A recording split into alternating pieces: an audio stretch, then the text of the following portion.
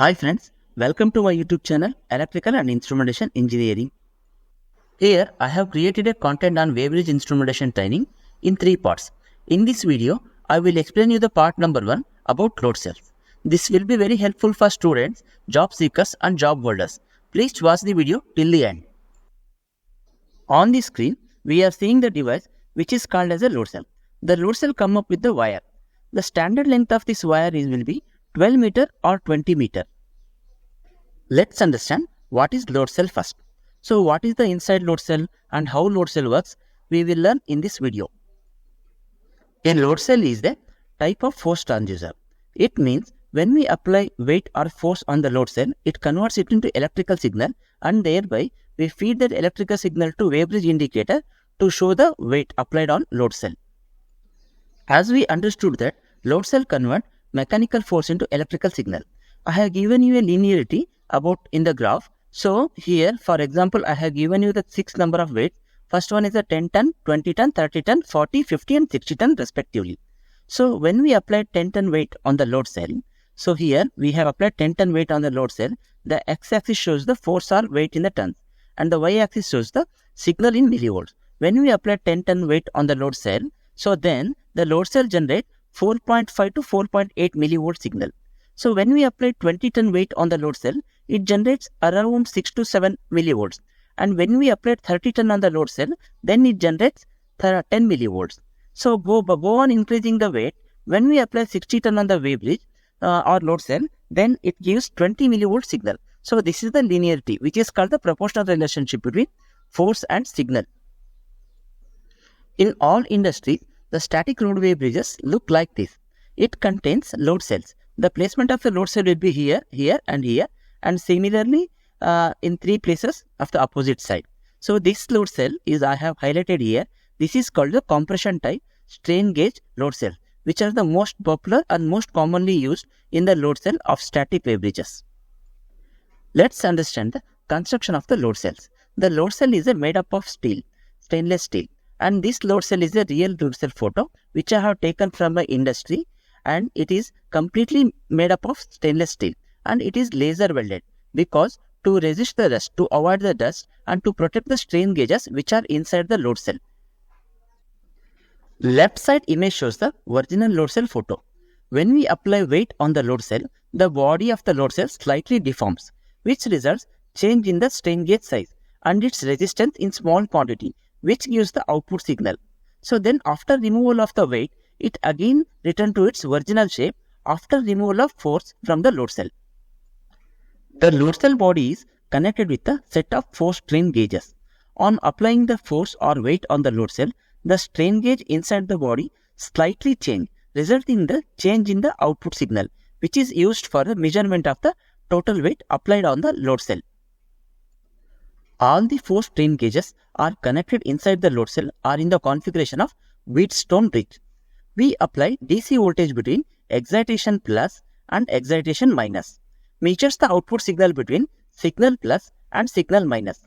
When there is no weight on the load cell, all the strain gauges having an equal resistance, the output will be 0 millivolts.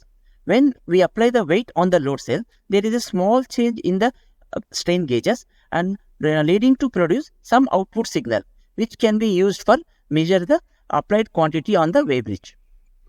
It is very important load cell wiring. The load cell consists of 5 wires. The 5 wires in this 5 wires, the blue wire is a excitation plus and the black wire is a excitation minus. White wire is used for a output signal plus and the red wire used for a output signal minus. And the cable which is connected to the enclosure ground and thereby connected to the earthing terminal. Now we will understand the load cell specification step by step. First one is the capacity, and all load cell having its own capacity. In our application, the load cell capacity is mentioned as a 60 ton. The second parameter is excitation voltage range. The excitation voltage can be applied in the range of 0.5 to 12 volt DC in our load cell. Technical term of load cell output is nominal sensitivity. In our application, the load cell nominal sensitivity is 2 millivolt per volt. Before applying the excitation voltage, we have to measure input resistance. the specification of the input resistance is 700. It should be in the range of plus or minus 20 ohms. See, in our industry, we have measured the input resistance between the blue and black wire where we apply excitation voltage, and the value of the input resistance is around 702 ohms. Output resistance. The output resistance is measured between the red and white wire. See, in our industry, we have measured the output resistance in the red and white wire. As per the specification, the output resistance should be 706 plus or minus 3.5 ohms, and we got the value 703 ohm, which is intact with the specification. The load cell capacity mentioned here is a 60 tons. We apply excitation voltage between blue and black wire from 10 volt DC source. When there is a no load on the Weighbridge or load cell, all strain gauges having a equal resistance, leading output from white and red wire will be the 0 millivolts. When we apply 60 ton weight on the load cell, there is a change in the resistance, strain gauge resistance, which gives output, that is 20 millivolt, which is fed to the weighing indicator. Let's understand the calculation in a simple way. Now, the total weight on the load cell is 60 tons, and that is 100%. The applied voltage is a 10 volt DC, and the nominal sensitivity of the load cell is 2 millivolt per volt. The calculation is very simple here because we have applied the 100% weight.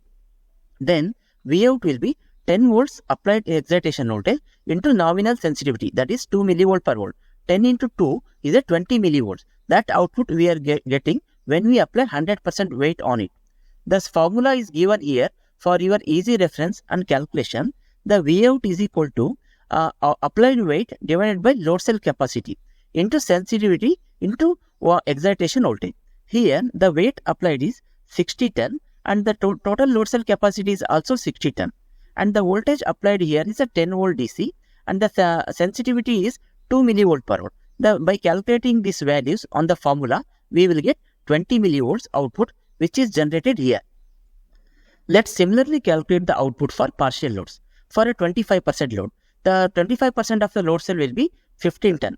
So in the formula, if we apply the 15 ton weight on the load cell and the capacity of the load cell is 60 ton, so the sensitivity is 2 millivolt and the excitation voltage applied is 10 volt. By calculating these values in our formula, we will get 5 millivolts when we apply 25% load, that is 15 ton on the load cell. So similarly, when we apply 30 ton on the load cell, we will get 10 millivolt. The value I have described here in the formula. Similarly, when we apply 75% load, that is 45 ton, then the value we will get and the output signal will be 15 millivolts.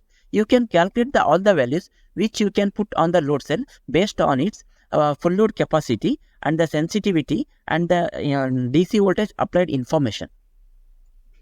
If you have any questions in this topic, please leave a comment in my comment box. If this video is helpful to you, please like, share and subscribe.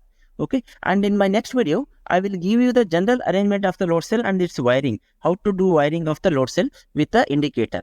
So thank you for watching this video. Keep learning and keep updated.